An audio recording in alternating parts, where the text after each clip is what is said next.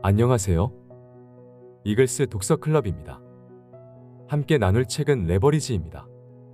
게으른 백만장자. 파레토의 법칙과 복리의 법칙을 안다면 많은 사람이 하던 일을 포기하거나 바꾸는 것을 더 조심스럽게 생각할 것이다. 지속적으로 일할 것인지 아니면 더 빠르고 더 쉽고 더 좋아 보이는 남의 지푸른 잔디를 부러워할 것인지 신중하게 저울질할 것이다. 대부분의 사람, 특히 성공하지 못하는 사람은 스스로에게 복리 효과를 얻을 기회를 제공하지 않는다. 그들은 보상을 얻기 직전에 포기하고 방향을 바꾼다. 생각해보라. 씨앗을 심은 다음 날에 내 나무가 어디 있지? 라고 소리치는 사람은 없다. 과일을 얻으려면 먼저 나무가 뿌리를 내려야 한다. 눈에 보이지 않는 것이 드러나기를 원한다면 눈에 보이지 않는 것을 볼 수 있어야 한다. 이 법칙은 당신의 브랜드와 평판, 명성에도 동일하게 작용한다.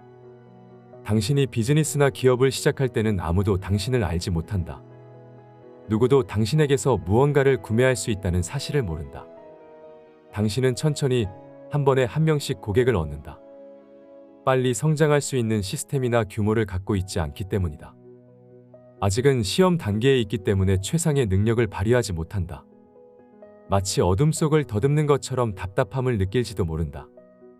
한 번도 그곳에 가본 적이 없는 당신은 앞에 무엇이 놓여 있는지 모르기 때문에 실수를 통해 배우면서 힘든 길을 가야 한다. 고객이 다른 사람에게 당신을 소개하기 전까지 그 길을 혼자 빠져나와야 한다.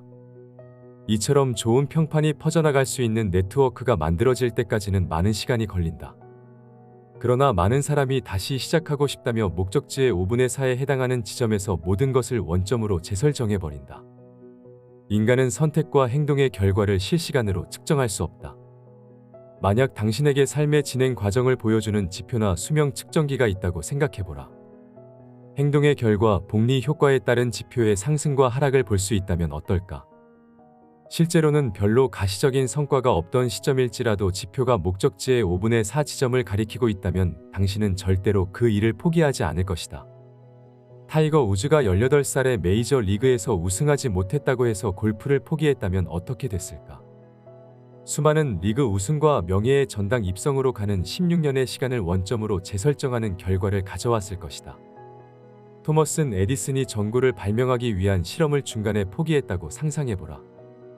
많은 사람이 최대의 일과 최소의 결과가 최소의 일과 최대의 결과로 반전되는 효과가 나타나기 직전에 포기해버리기 때문에 위대한 성취의 기회를 눈앞에서 놓쳐버린다. 복리 효과 때문에 어떤 일을 더 오래 할수록 실제로 일을 덜 하게 된다는 것을 의미한다. 우리는 즉각적인 만족을 추구하는 세상에 살고 있다. 사람은 쉽고 편안해 보이는 일에 마음을 빼앗기기 쉽다. 장기적인 관점으로 보면 모든 일은 뿌리를 내릴 때까지 어느 정도 시간을 투자해야 한다. 그러나 싹이 나올 때까지 기다리지 못하고 다시 씨를 뿌리고 비료를 주는 과정을 반복하는 사람이 많다. 이런 과정이 되풀이될수록 복리 효과를 통해 성공할 수 있는 자신의 능력에 대한 자신감을 잃어버리고 의심하게 된다. 하룻밤 사이에 성공을 이룬 것처럼 보이는 사람들은 최대의 복리 효과를 위해 뿌리가 깊이 자리 잡을 때까지 시간을 투자한 사람들이다. 부자는 더 부자가 되고 가난한 사람은 더 가난해지는 이유에 대한 많은 이야기를 들었을 것이다. 부는 부를 끌어들이고 가난은 가난을 끌어들이고 정신력은 정신력을 끌어들인다. 돈은 돈을 부르고 빚은 빚을 부른다. 인내하고 배우고 가장 중요한 것을 지켜라. 복리 효과가 당신을 위해 일하게 해야 한다. 최대의 일과 최소의 결과는 당신이 그 일에 더 오래 머무를수록 최소의 일과 최대의 결과로 역전될 수 있다. 최대한 빨리 역전되게 하는 것이 레버리지다.